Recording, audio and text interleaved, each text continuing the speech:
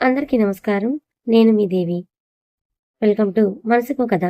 Friends, ఈ ఛానల్‌లో సీరీస్‌లతో పాటు షార్ట్ స్టోరీస్ కూడా వస్తుంటాయి, గమనించగలరు.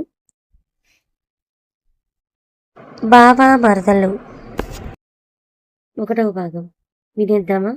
స్టోరీలోకి వెళ్లే ముందు కథ నచ్చితే లైక్ చేయండి, హైప్ ఇవ్వండి. న్యూ స్టోరీ కాబట్టి హైప్ ఇస్తే యూట్యూబ్ మరికొంతమందికి పుష్ చేస్తుంది. అలాగే లైక్ చేయండి, కామెంట్ చేయండి. స్టోరీలోకి వెళ్దాం. నిన్ను చూడగానే చిట్టి గుండె గట్టిగానే కొట్టుకున్నది. హామ్ చేస్తూ ఆగిపోయాడు రిషి. బెడ్ మీద సీరియస్గా ఏదో చదువుతున్న సారికి ఒక్కసారిగా తలెత్తి కళ్ళలోకి అదే సీరియస్నెస్ మెయింటైన్ చేస్తూ అతని వైపు చూసింది. అతని కళ్ళల్లో చిలుపుతనం, పెదవులపై చిన్న చిరునవ్వు. అంతే, ఆమె కోపం ఎగిరిపోయింది. ఏంటి బావా ఆ పాట? కొంచెం సిగ్గుగా అంది. మరి నీకేం తెలుసునా మనసు పడే బాధ ఏంటో అది. నిన్ను చూడకుంటే రెండు కళ్ళు ఒకటి కొట్టుకున్నది. ఏంటో ఈరోజు ఎంత హుషారుగా ఉన్నావు? సారిక, నీకు తెలుసుగా నేను ఒక ప్రాజెక్ట్ వర్క్లో బిజీగా ఉన్నానని. అది మొత్తానికి కంప్లీట్ చేశాను. నాకు తెలుసు కదా ఈ రోజుతో పూర్తవుతుందని. అదేం కొత్త విషయం కాదన్నట్లు బదులు చెప్పింది. అవును, కానీ ప్రోగ్రామ్ అనుకున్న దానికన్నా చాలా బాగా జరిగింది. డైరెక్టర్స్ చాలా సాటిస్ఫై అయ్యారు. I'm promoted as production manager. Wow, congrats బావా. ఆ మాట నేననాలి. ఇంత సంతోష వార్త ముందుగా నీకు చెప్పాలని వస్తే పసుపు రాయకపోయిన పచ్చగా మెరిసే పదాలు, నెయిల్ పాలిష్తో అందంగా కనిపించే నెయిల్స్, పట్టీల సవడలు, పింక్ కలర్ చుడిదార్లో రాకుమార్లాగా నువ్వు కనిపించేసరికి వావ్, నిజంగా నా మతిపోయిందనుకో. అబ్బా, కవిత్వం చాలు బావా, నాకు చాలా ఎంబారసింగ్గా ఉంది. ఓకే, యాజ్ యూ విష్ అని భుజాలు ఎగరేశాడు. మౌనంగా నేల చూపులు చూస్తున్న సారికని ఏంటి ఆలోచిస్తున్నావు? ఏం లేదు బావా, అందరిలో నువ్వు చాలా రిజర్వ్గా ఉంటావు కదా. అసలు నా వైపు చూసినట్లు కూడా కనిపించవు. ఎవరితోనూ ఎక్కువ మాట్లాడినట్లు అనిపించవు. మరి నేను ఒంటరిగా ఉన్నప్పుడు ఇలా ఎలా మాట్లాడగలుగుతావు? ఆ నువ్వు ఈ నువ్వు ఒక్కరేనా అనిపిస్తోంది అని అంటుంది నాకెప్పుడు. దానికి అతను చాలా గట్టిగా నవ్వుతూ అందరిలో ఉన్నట్లుగా నీతో ఎలా ఉంటాను? You are my special and you are mine, always mine. అంత మాత్రం చేత అందరికీ ఆ విషయం అర్థమయ్యేలా నేను బిహేవ్ చేయాలా? నేను ఈ విషయంలో ఇన్సెక్యూర్గా ఫీల్ అవ్వడం, నువ్వు నన్ను ఎప్పటికీ విడిచిపోవని తెలుసుగా అని నెమ్మదిగా ఆమె నడుము చుట్టూ చేయి వేశాడు. దానికి ఆమె కంగారు పడి సిగ్గుతో అతని చేయి తోసేసి బావా ప్లీజ్ అంది. ఆ చర్యతో అతను కొంచెం అప్సెట్ అయినా సారిక సంగతి తనకి బాగా తెలుసు కనుక మళ్ళీ నార్మల్ అయిపోయి లాభం లేదు సారిక, నువ్వు వెంటనే పెళ్లి చేసుకోవాలి. అప్పుడు ఎలా కాదంటావు చూస్తాను. దానికి సారిక నవ్వుతూ అది ఇప్పుడు ఎలా సాధ్యం? నువ్వు నీ గోల్ రీచ్ అవ్వాలి కదా. ఆమెకు నవ్వు ఆగడం లేదు. ఏయ్, ఎందుకు అంతలో నవ్వుతావు? ఆమె ఆపకుండాని మరి నీ గోల్ పూర్తయ్యేలోగా నీకు ఒక 60, నాకు ఒక 58 వచ్చేస్తాయి. అందుకనే నవ్వుతున్నాను. అలాగా అయితే నేను నా గోల్ విషయం మర్చిపోయి నేను ఇప్పుడే ఈ క్షణం నుండి పెళ్లి చేసుకుంటాను. అప్పుడేం చేస్తావు? ఆమె కళ్ళు దించేసుకుంది. వెంటనే రిషి సారిక ఎదురుగా నేలపై మోకాళ్ళు ఆనించి తలని కొంచెం పైకెత్తి ఆమె కళ్ళల్లోకి కళ్ళు పెట్టి చూస్తూ మధు చెప్పు, నిజంగా నేనంటే ఇష్టం లేదా? నా టచ్ నీకు ఇష్టం ఉండదా? పెళ్లి మాట నీకు నచ్చదు? Please be open Madhu. ఇప్పటికైనా సే ఎస్ ఆర్ నో. అతనికి సారిక మీద చాలా ప్రేమ వచ్చినప్పుడు ఆమెనలా మధు అని పిలుస్తాడు. అది ఎవరు లేనప్పుడే ఎందుకలా అని సారిక అడిగితే నీ మాట, నీ డ్రెస్సెస్, యాటిట్యూడ్ అన్నీ తేనెలాగా మధురంగా ఉంటాయని ఒకసారి చెప్పాడు. ఇంకెప్పుడు ఆమె అడగలేదు. అతను ఆమెను అలా అడిగేసరికి ఆమె చాలా జాలి వేసింది. ఇష్టమా కాదో తనకి తెలియనప్పుడు ఏం చేయాలి, ఎలా చెప్పాలి? నువ్వు నో చెప్పినా పర్వాలేదు సరిక అని అంటున్నప్పుడు అతని కళ్ళల్లో కొద్దిగా నీరు. బావా, నువ్వంటే నాకు చాలా ఇష్టం. నువ్వు ఒక్కసారి కనిపించకపోయినా చాలా వెల్తీగా ఉంటుంది. అయినా ఎందుకో నేను నీ దారిని కాలనిపిస్తుంటూ ఉంటుంది ఎప్పుడు. అదే ఎందుకు నాకే అర్థం కావడం లేదు. వాట్? యా, మన పెళ్లి గురించి మాట్లాడినప్పుడల్లా అది తప్పు అనిపిస్తూ ఉంటుంది. ఇందాక నువ్వు నా పైన చేయి వేసినప్పుడు నాకు సిగ్గుగా అనిపించాలి కదా, కానీ నా అంతరాత్మ అది తప్పు, ఆ చెయ్యిని తోసేయని అరిచినట్లుగా అనిపించింది. ఇలా ఎందుకు అనిపిస్తుందో నాకే అర్థం కావడం లేదు. కాసేపు మౌనం తర్వాత రిషి నువ్వెవరినైనా ఇష్టపడ్డావా అని మెల్లిగా అడిగాడు. లేదు బావా. మరి నేను నీకు నచ్చలేదా? నిజాన్ని ఏ అమ్మాయి అయినా కాదనుకోదు బావా, కానీ నాకే ఎందుకు ఇలా అవుతుందో మరి. నాకు నిన్నే చూడాలనిపిస్తుంది, కానీ అంతలోనే నేను వేరే వారి దానను అని నేను ఎదురు చూడవలసిన వారు వేరే ఉన్నారు అని మనసుకు అనిపిస్తుంది. అతని ఉత్సాహం ఆవిరైపోయింది. బేలగా చూస్తున్న సారికను చూస్తే జాలి వేసింది. కాసేపు దీర్ఘంగా ఆలోచించిన తర్వాత ఒక నిర్ణయానికి వచ్చి okay Sarika, let's stop this issue for now. ముందు మనం పెళ్ళికి వెళ్ళాలి కదా, దాని తర్వాత we will discuss about this. సరే బావా. ఇంతవరకు వాళ్ళు ఒంటరిగా ఎక్కడికి వెళ్ళింది లేదు. ఇప్పుడు ఒక ఫ్రెండ్ పెళ్ళికి ఇద్దరు మధురకి వెళ్లాల్సి వస్తుంది. ఆ ప్రయాణంలో సారిక తనకు చేరువయ్యే అవకాశం ఉందని రిషి అభిప్రాయపడ్డాడు. అలా కాకపోయినా క్లారిటీ వస్తుందని అనుకున్నాడు. ఆ తర్వాత డెసిషన్ తీసుకోవచ్చని అనుకుని సారికను రెస్ట్ తీసుకోమని అక్కడి నుంచి వెళ్ళిపోతాడు.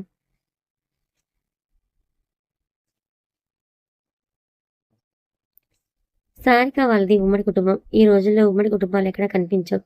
అందులోనూ హైదరాబాద్ లాంటి మెట్రోపాలిటన్ సిటీలో అయితే అస్సలే కనిపించవు. నారాయణమూర్తి సుమతి గారులకు హర్షవర్ధన్, అవినాష్, లాస్య ముగ్గురు సంతానం.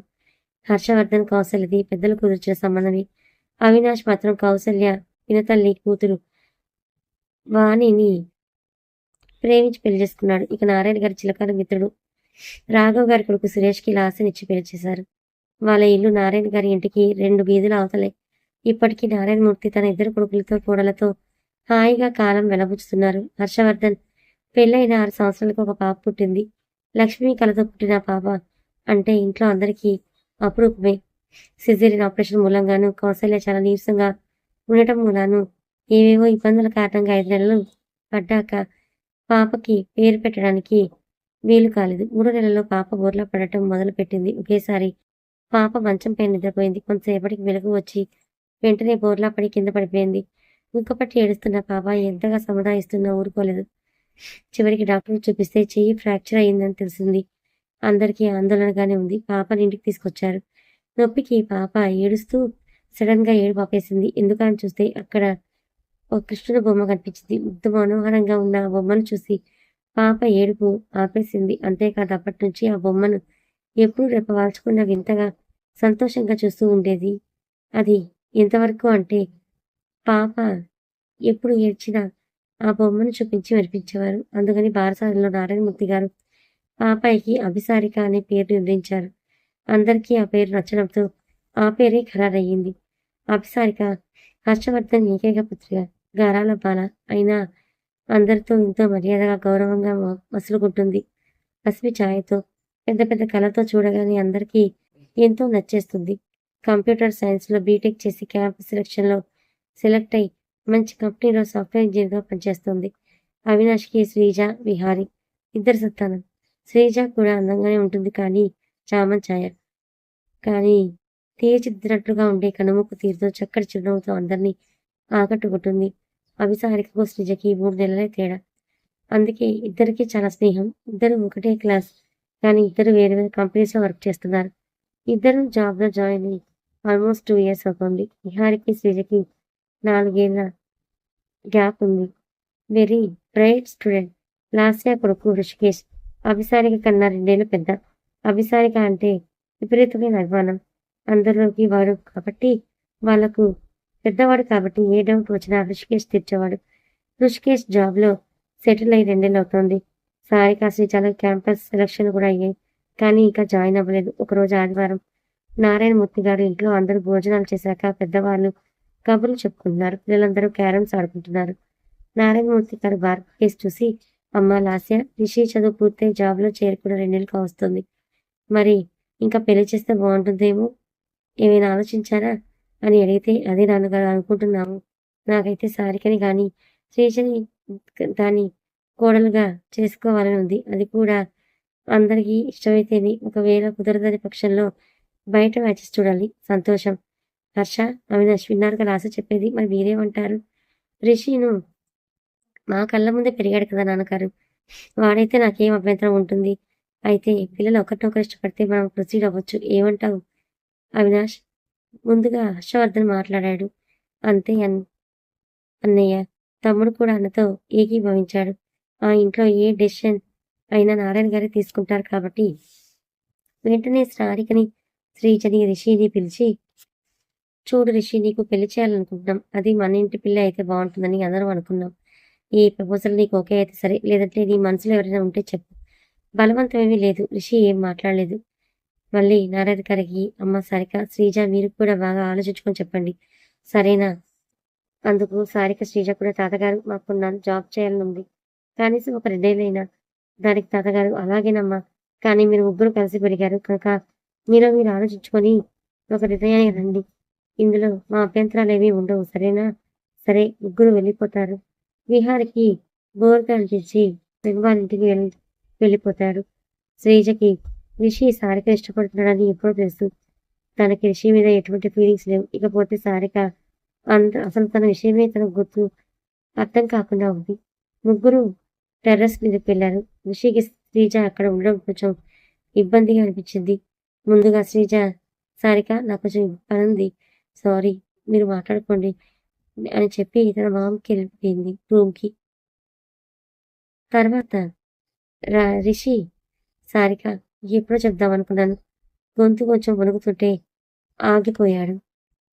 సారిక తల వంచుకుని ఉంది. నీకెప్పుడు నా ప్రేమ కనిపించడం లేదా సారిక? నిజానికి శ్రీజ రిషి ప్రేమను అర్థం చేసుకుంది, కానీ సారిక ఎప్పుడూ గమనించలేదు. అందుకే రిషి ప్రశ్నకి సమాధానం చెప్పలేకపోయింది. నాకు నువ్వంటే చాలా ఇష్టం సారిక, నాకు నువ్వంటే ఇష్టమే బావా, అంతే. రిషి మొహం ఆనందంతో వెలిగిపోతుంది. Oh my love, thank you so much. నేను ఏ అమ్మాయి వద్దనుకుంటుంది బావా. రిషి చాలా అందగాడు, అందుకే సారిక ఇలా కాంప్లిమెంట్ ఇచ్చింది. కానీ బావా పెళ్ళంటే ఇప్పుడు నువ్వు పెళ్ళన్నా నేనేమి రెడీగా లేను. నాకంటూ ఒక గోల్ ఉంది, అది నెరవేరాకే పెళ్ళి, సరేనా? So don't worry. ఆ తర్వాత చాలాసేపు అందరూ మాట్లాడుకున్నారు.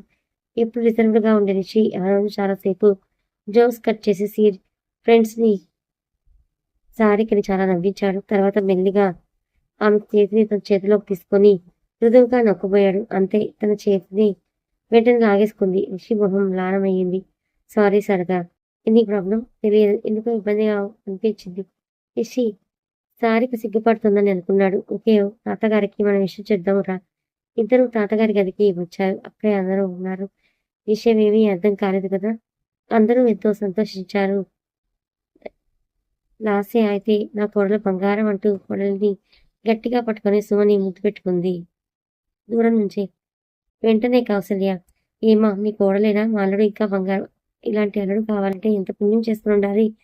ఆ రోజంతా మా ఇంట్లో సందడే. రిషిది సారికది ఒకటే. ఆఫీస్ అయినా 5 వరకు ఎవరికి వారుగా వెళ్ళి వచ్చేవాళ్ళు. వాళ్ళకి షిఫ్ట్లు కూడా తేడాగా ఉండేవి.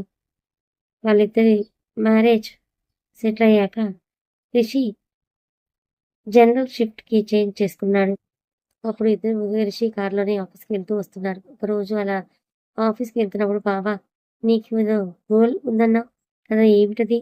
నేను తెలుసుకోవచ్చా? Yeah, why not, you should must know. In fact I needed your full cooperation also. ఓహో, కెరీర్ పరంగా ఏదో గోల్ ఉందనుకుంటాను సారిక మనసులోనే అనుకుంది. కానీ ఇప్పుడు కాదు మధు, ఇవాళ పౌర్ణమి, రాత్రి చెప్తాను. రాత్రి వెన్నెల రిషికి సారికకి లాస్య వాళ్ళ ఇంటి డాబా పైన. సారిక, నాకెప్పుడు చీకటిగా అనిపిస్తే, మనిషిగా పుట్టి ఏమీ సాధించకపోతే ఇక జీవితానికి విలువ ఉంటుందని నమ్ముతాను. పుట్టాము, చదివాము, జాబ్ సంపాదించాము, పెళ్లి, పిల్లలు, వాళ్ళ బాధ్యతలు, జీవితం చాలించడం, ఇంతేనా? ఇంకేమీ లేదా నాకు?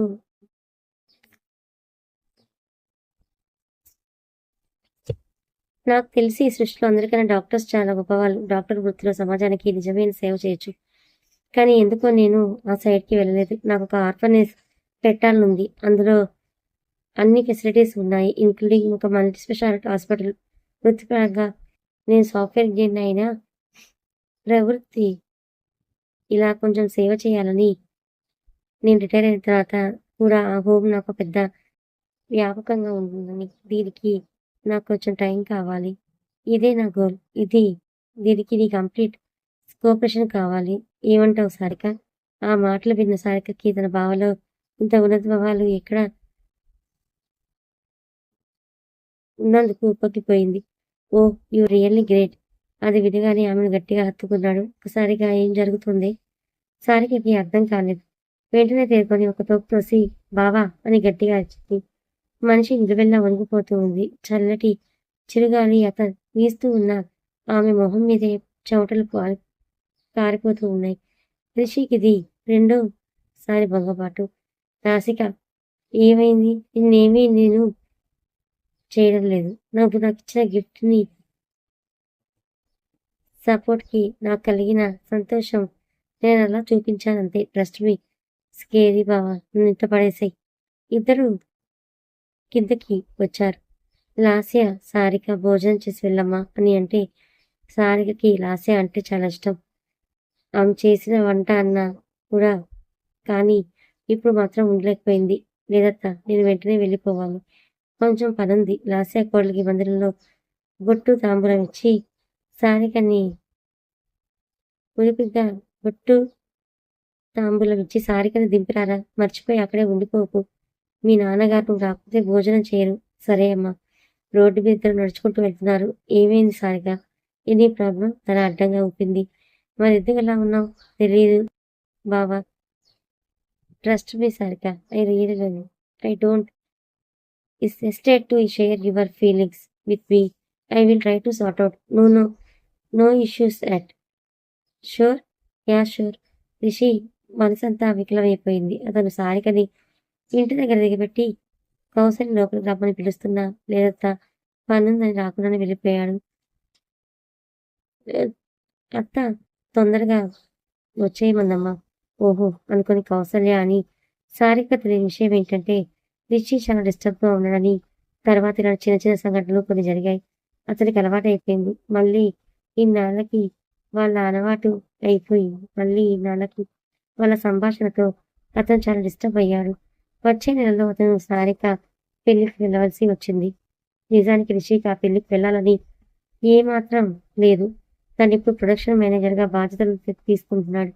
ఇలాంటి సమయంలో ఒక్కడికి వెళ్ళాలా? ఎలాగో ఇక్కడే రిసెప్షన్ ఉంటుంది కదా అలా అని. కానీ ఆ పెళ్లి తన క్లోజ్ ఫ్రెండ్ది కాబట్టి తప్పనిసరిగా వెళ్ళాలి. అందుకే ఒక్కరోజుకే ప్లాన్ చేసుకున్నాడు. కానీ ఇప్పుడు అతని ప్లాన్ మారింది. తన కెరీర్ కన్నా సౌరిక తనకు ముఖ్యం. ఈ పెళ్లి వంకపెట్టి సారికతో జాలీ ట్రిప్ వేస్తే సారికలో కూడా మార్పు రావచ్చు. అదీ కాక ఈ ట్రిప్ తనకి ఒక మధురానుభూతిలాగా కూడా ఉండవచ్చు. అందుకే 1 వీక్ ప్రోగ్రామ్ని ప్లాన్ చేశాడు. ఒకరోజు నారాయణమూర్తి గారు రఫీని పిలిచి, రిషి, నీ ఫ్రెండ్స్ అందరూ పెళ్ళిళ్ళు అయిపోతున్నాయి. నీ పెళ్లి కూడా జరిగితే బాగుంటుంది. ఎందుకు ఇంకా ఆలస్యం చేస్తున్నావు? దగ్గరలో ముహూర్తం మంచి ముహూర్తం ఉందేమో కనుక్కుందామా? తాతగారి ప్రశ్నకి రిషికి ఏం సమాధానం చెప్పాలో తెలియలేదు.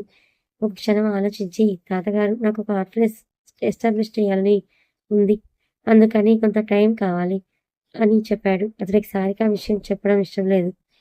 అలాగా, సరే. మూర్తి గారు చాలాసేపటి వరకు మాట్లాడలేదు.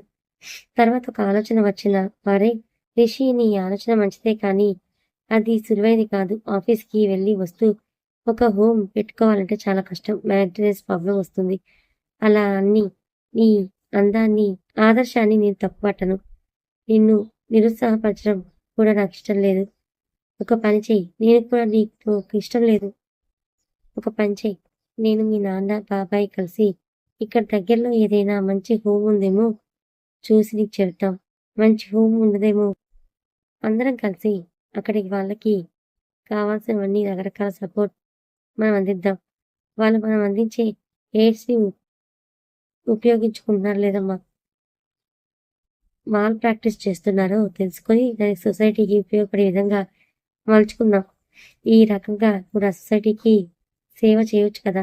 మనం చేసేది పేరు ప్రఖ్యాతులు కాదు. ఏమంటావు? తాతగారు చెప్పింది రిషికి నచ్చింది. అయితే సార్, రేపే మనం అందరం దగ్గరలోని హోమ్ గురించి ఎంక్వైరీ చేస్తాం. మరి ఇప్పటికైనా పెళ్లి ఒప్పుకుంటావా? సరే తాతగారు. నెక్స్ట్ మంత్ మా ఫ్రెండ్ పెళ్ళి ఉంది. దానికి నేను సారిక వెళ్తున్నాం. అక్కడే పెళ్లి వచ్చాక పెళ్లి సంగతి ఆలోచిద్దాం. సరే. తర్వాత సంగతి ఇంట్లో అందరితో చర్చించిన తర్వాత నెట్లో హోమ్స్ కోసం వెతికారు. వాళ్ళు ఉండే ఏరియాకి సుమారు 7 కిలోమీటర్ల దూరంలో ఒక ఆశ్రమం ఉంది. అందులో ఒక 10 మంది పిల్లలు ఉన్నారు. నిర్వాహకురాలి పేరు నిర్మలమ్మ. ఎవరైనా తాతలు ఉంటే సంప్రదించమని కాంటాక్ట్ నెంబర్ ఇచ్చింది. ఆ యాడ్ ఇచ్చి 6 నెలల పైనే అయ్యింది. ఇది అందరికీ కొంచెం ఇంట్రెస్ట్‌గా అనిపించింది. మూర్తి గారు, హర్ష్, అవినాష్, రిషి అందరూ కలిసి సండే మార్నింగ్ బ్రేక్‌ఫాస్ట్‌కి అయిన తర్వాత బయలుదేరి అక్కడికెళ్లారు. అక్కడికి వెళ్ళాక హర్ష నిర్మలమ్మని కలిసి, మేడం, నా పేరు హర్ష. నేను మీకు ఫోన్ చేశాను కదా. మా నాన్నగారు మేము కలిసొచ్చాం. ఓ రండి రండి సార్, మీకోసమే ఎదురు చూస్తున్నాం. ఆవిడకి 45 ఏళ్ళు ఉంటాయేమో. పెళ్ళైనట్టు లేదు. అదో చిన్న ఆఫీస్ రూమ్, అక్కడ హాల్. అందులో పిల్లలు ఉన్నారు. ఒక చిన్న కిచెన్, ఒక వంట మనిషి, ఒక ఆయా ఉన్నారు. పూర్తిగా రిజిస్టర్ చూశారు. తర్వాత చూడండమ్మా, అతడు మా మనవడు రిషి. అతనికి సోషల్ వెల్ఫేర్ సర్వీస్ చేయాలని ఉంది. మీరు ఇచ్చిన యాడ్ చూసి ఏదో మా చేతైన సహాయం చేద్దామని ఇలా వచ్చాము. చాలా సంతోషం అండి. నేను ఈ ఆశ్రమాన్ని ఇప్పటినుంచే నడుపుతున్నాను. మేము ఒకప్పుడు కొంచెం ఉన్నవాళ్ళమే. నాకు తోడు ఎవరు లేకపోవడంతో అల్లుడే నడుపుతూ వచ్చేదాన్ని. అప్పట్లాగే ఇద్దరో ముగ్గురో ఉండేవాళ్ళు. వాళ్ళు ఆలనా పాలన, చదువులు అన్నీ చూడగలిగేదాన్ని. అయితే ఇప్పుడు పిల్లలు పెరిగారు. చదువుల ఖర్చు కూడా పెరిగింది. వీళ్ళని గవర్నమెంట్ స్కూల్‌లో వేస్తే చదివిస్తున్నాను. ఆపోజిట్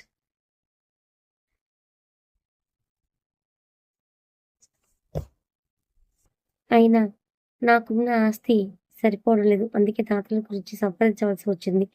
ఆవిడ కొంచెం మొహమాటంగా చెప్పింది. చాలా గ్రేట్. అమ్మ చూడబోతే నాది చిన్న వయసే. అయినా ఎంతో సేవ చేస్తున్నారు. మీకేదైనా ట్రస్ట్ ఉందా అమ్మా? అని అడుగుతాడు. కథ కొనసాగుతుంది. ఫ్రెండ్స్, అక్కడక్కడ చిన్న మిస్టేక్స్ దొర్లాయి. దయచేసి క్షమించగలరు. మరి సారికని రిషి ప్రేమిస్తున్నాడు. తన మరదలు కాబట్టి. మరి సారికి మాత్రం రిషి అంటే ఇష్టమే కానీ ప్రేమించడం లేదు. మరి వీళ్ళ జీవితాలు ఏ మలుపు తిరగబోతున్నాయి? వీళ్ళిద్దరికీ పెళ్లవుతుందా? లేక విడివిడిగా అవుతుందా? తెలుసుకోవాలనుకుంటే ఛానల్‌ని ఫాలో అవ్వండి. కథ నచ్చితే లైక్ చేయండి. Thank you so much.